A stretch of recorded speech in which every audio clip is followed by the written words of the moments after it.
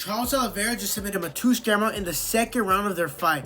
And after letting it digest for a couple nights, I feel like I've just seen a new hole in Charles Oliveira's game that wasn't there before. And I feel like it could cost him his consciousness again. But with that being said, fight fans, make sure to hit the subscribe button and clock in. And let's get ready to talk about some MMA.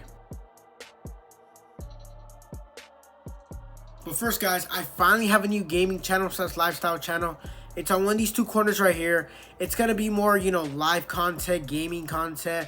If you guys seem interested in that, past all this MMA content, make sure to hit the description down below, click the link and subscribe. I'll see you guys there. But let's get back to the video.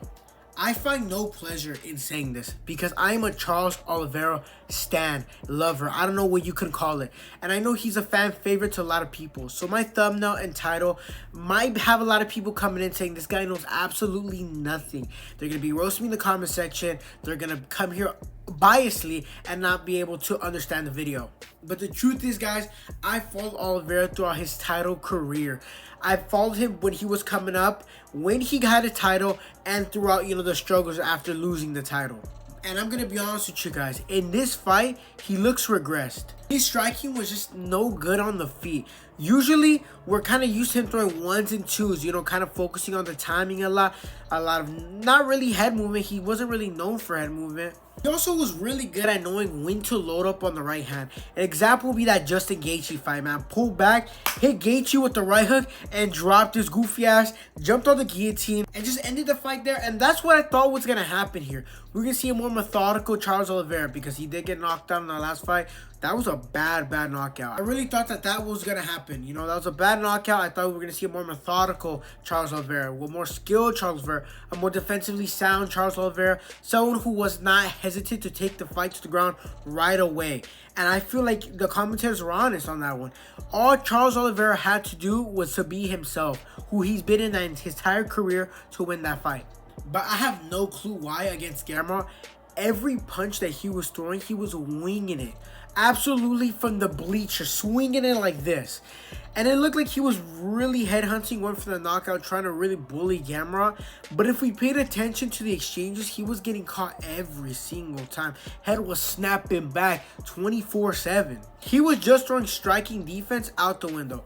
I don't know if I'm 100% right, but there looked like to be an overhand right that Gamrot threw in the first round that landed, and it looked like it stunned Oliveira. He kind of did the little chicken dance a little bit. It could have been he was unbalanced. It could have been maybe he slipped. I don't know. There's no way to say it's 100%, but judging on what happened in Charles Oliveira's in his last fight, I don't think his chin is fully recovered, and I don't think it will ever fully recover. I just can't get past the fact, the more I sit on it, the more I sleep on it, Charles Oliveira just looked like he was getting pieced up that whole fight. In the exchanges, yes, there was a point where Charles Oliveira was bullying Gamrot, but that was expected. Gamrot's coming off a 3-week training camp. He just learned about this fight, and maybe a week or two of it is just getting the weight down. I truly believe if it was someone in there that can actually crack, Charles Oliveira would have got knocked out. But where I feel like this problem started was when he got baptized by Poirier in his last fight. It made him probably a little bit insecure of his manhood. I don't know. When you get knocked out like that, a lot of things go on to his mind. Because Charles Oliveira's always been the hammer. He's been the nail a couple of sometimes, but he's never been put out like that. So I feel like the insecurity probably crept through where he felt like he needs to prove himself. But he needs to control his emotions because that's not how you do it. He called out Max Holloway, which is a dangerous fight because I feel like if you put Max Holloway instead of Gamrot, even on 3 weeks, I feel like Max is going to get it done. Max has power at 155. If that was him landing those shots on Oliveira, Oliveira would have been sleeping on the canvas for the second time in a row. I truly believe when he fights Max, if he fights like that, Max gets it done in 2 rounds. Because like I just said, guys, Max flatlined Gaethje. Max flatlined the Korean Zombie.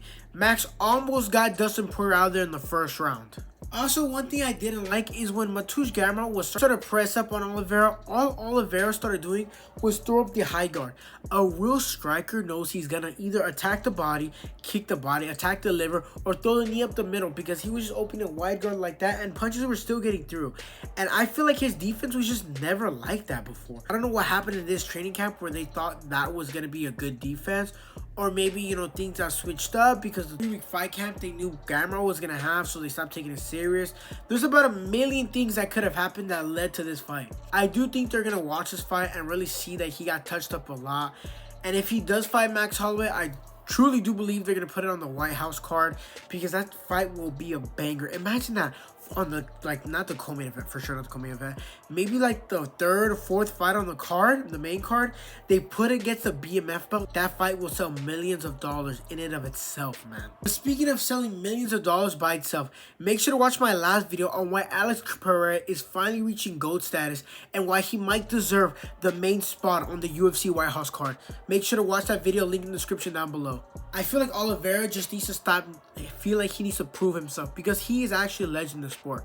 People know he's a good fighter, even if he acts himself and doesn't feel like he needs to put people out, because his ground game is phenomenal. That will carry on that dog mentality in and of itself. If he's able to relax and kind of go back to that 1-2 slow methodical power punch style and use timing, he's able to beat Max. I feel like if he was able to fight as he did, maybe not this Poirier fight, like Justin Gaethje fight, he's able to make it to a 50-50 fight, because Max is a tall task to beat. So until he's able to prove that he's able to control those emotions, I personally will feel like Charles Oliveira has regressed. But let me know what you guys see in the comment section down below. If I'm absolutely stupid for thinking that, if I'm crazy, I will be replying to every single comment, so make sure to comment down below. With that being said, fight fans, make sure to uppercut the like button, subscribe, and I'll see you guys on the next one. Peace.